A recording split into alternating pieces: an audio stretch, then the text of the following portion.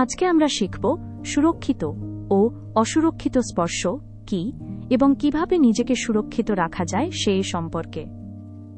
আমাদের শরীরের কিছু জায়গা আছে যেগুলো খুবই ব্যক্তিগত, যেমন মুখ, বুক এবং পেট ও কোমরের ঠিক নিচে সামনের ও পেছনের অংশ।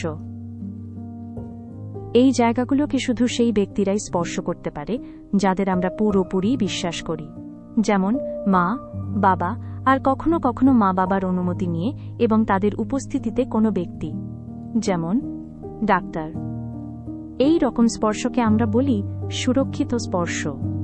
কিন্তু যদি কেউ বাবা মার অনুপস্থিতিতে বা তাদের অনুমতি ছাড়া এই ব্যক্তিগত জায়গাগুলো স্পর্শ করে, তাহলে সেটা একেবারেই ঠিক নয়। আমরা এটাকে বলি অসুরক্ষিত স্পর্শ।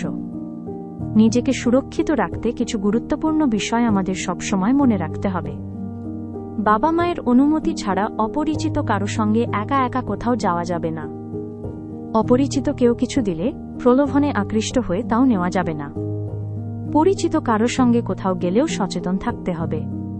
কেউ কাছে ডাকলে নিরাপদ দূরত্ব রেখে কথা বলতে হবে। কেউ খারাপভাবে শরীরে হাত দিতে চাইলে তাতে কখনোই সুযোগ দেওয়া যাবে না এবং অবশ্যই না বলতে হবে। বাসায় একা থাকলেও সতর্ক থাকতে হবে।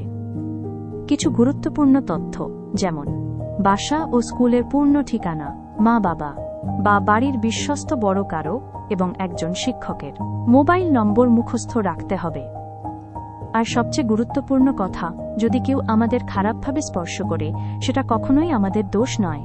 তাই আমরা যদি কখনো অস্বস্তি অনুভব করি বা ভয় পাই, সাথে সাথেই তা বিশ্বস্ত কেউ, অর্থাৎ মা, বাবা, পরিবারের বড় কেউ অথবা শিক্ষক শিক্ষিকাকে জানানো জরুরি। তুমি যদি কিছু ভুল বা খারাপ মনে করো, সেটা গোপন না রেখে সাহস করে সবার সামনে বলবে, কারণ তোমার নিরাপত্তা সবচাইতে গুরুত্বপূর্ণ। মনে রেখো, সুরক্ষা মানেই সচেতন থাকা,